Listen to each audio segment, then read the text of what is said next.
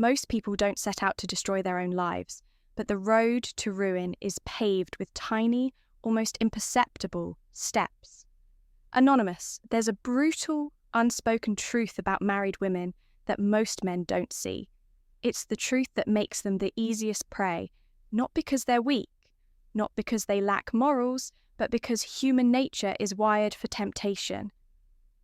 No one wakes up one day and says, "I think I'll betray everything I've built number."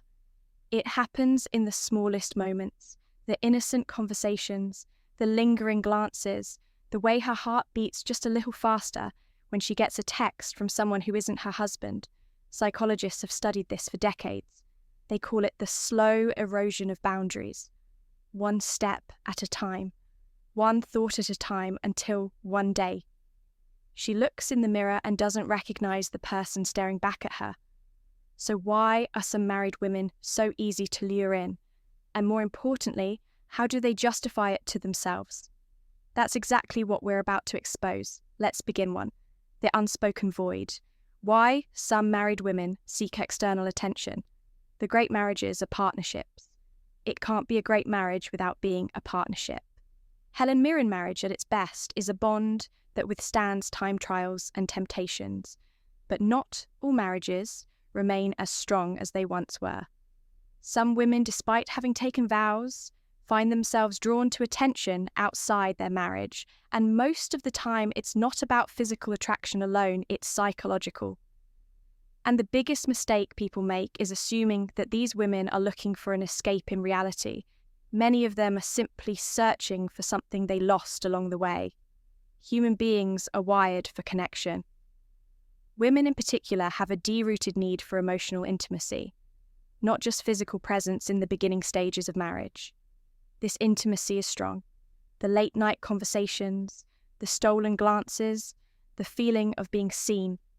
It's intoxicating, but over time, routine takes over. Suddenly, life becomes predictable. The deep conversations turn into logistical discussions about grocery lists and household chores. Passion gives way to duty, and worst of all, she starts to feel invisible. This is where the danger begins. Dr. John Gottman, a renowned relationship psychologist, explains that the silent killer of relationships isn't conflict, it's indifference. When a woman no longer feels noticed by her husband, her subconscious mind starts seeking validation elsewhere. Sometimes, without her even realizing it, people will do anything to avoid being lonely, even if it means losing themselves in the process. Mitch Albom, a simple compliment from a stranger. A conversation with a man who actually listens a moment where she feels interesting again. And suddenly, that tiny interaction feels like oxygen after years of suffocation. Marriage comes with responsibilities, predictability, stability. But the downside of stability is that it often kills excitement in psychology. This is called the Coolidge effect. The idea that novelty is what triggers desire. People, both men and women, are drawn to the excitement of the unknown. And if a woman has been married for years, if every day looks the same, if every interaction feels rehearsed, then the slightest spark of something new can feel electrifying. Not because she doesn't love her husband, not because she's a bad person, but because she misses the thrill of feeling wanted. We are most alive when we are in love. But love is not just about being together. It's about being chosen again and again. F. Scott Fitzgerald. When a woman feels pursued, when she feels like she has power over a man's desire, it reminds her of a version of herself she thought was long gone. The younger version, the confident version, the one who felt effortlessly attractive.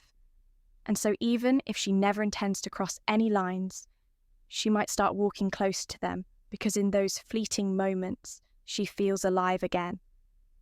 Another overlooked reason why some married women become susceptible to external validation is social identity loss. Many women after marriage start to feel like they are no longer an individual. They are someone's wife, someone's mother, someone's caretaker. Their identity shifts from who I am to who I am to others before marriage. She was a mystery, an individual, someone with dreams, interests, passions.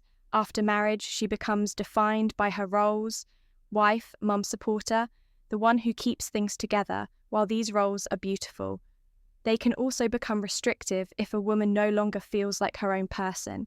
She might start seeking out interactions that make her feel separate from her role, and sometimes that interaction comes in the form of another man too, the justification game. The mind will always find a way to justify what the heart has already decided. Anonymous, no one wakes up one day and says, "I think I'll betray my marriage today." That's not how it works when a married woman begins engaging in emotionally or physically risky behaviour.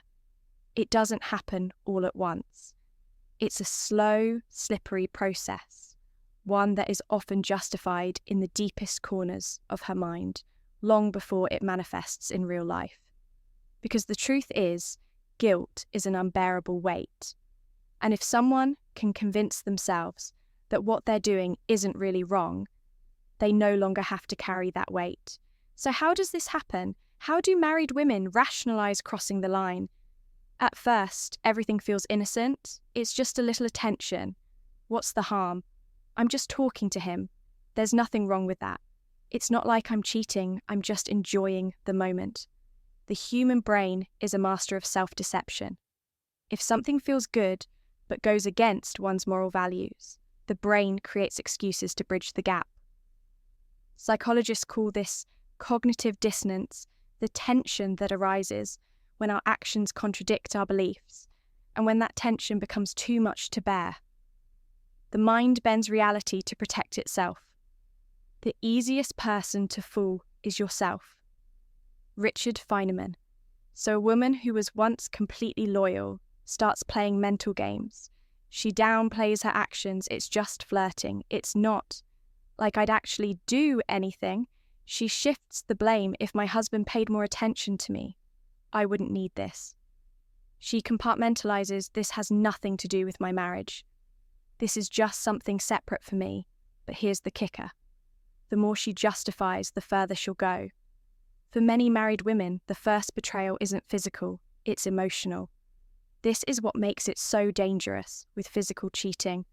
The lines are clear. There's no grey area in kissing, sleeping with, or intimately touching another man. But an emotional affair, that's where things get blurry.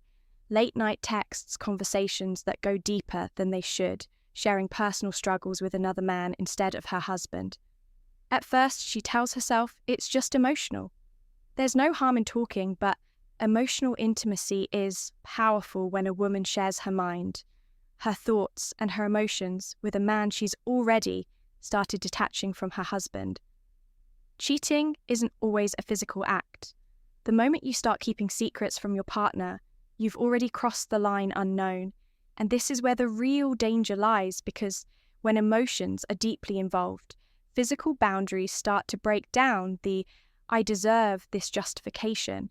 The last and most dangerous rationalization is the "I deserve this" mindset at this stage. A woman no longer sees her actions as questionable in her mind. They are justified. I've sacrificed so much for this marriage. I deserve to feel good again. He's ignored me for years. If he doesn't care, why should I? I've been faithful for so long, and it's gotten me nowhere. What's the point? This is the point of no return at this stage. The emotional connection she's formed with another man feels more real than the marriage itself. Her mind has fully convinced her that stepping over the line isn't betrayal, it's justice. And once a person believes something is justified, nothing can stop them. The reason married women sometimes become the easiest prey isn't because they are weak-willed or immoral. It's because the human brain is wired to rationalize what feels good. It starts with small excuses, tiny justifications. But if left unchecked, those justifications turn into actions. And once the line is crossed, there's no going back. 3. The breaking point. The chains of habit are too weak to be felt until they are too strong to be broken. Samuel Johnson, every story has a point of no return. a moment where there's no more just talking, no more innocent flirting, no more rationalizing the game is no longer a game, it becomes real. And the scary part, most women don't even realize when it happens until it's too late. In psychology, there's a concept called threshold theory. It explains why people who swore they'd never do something eventually end up doing it, because the hardest part isn't doing it. It's doing it the first time.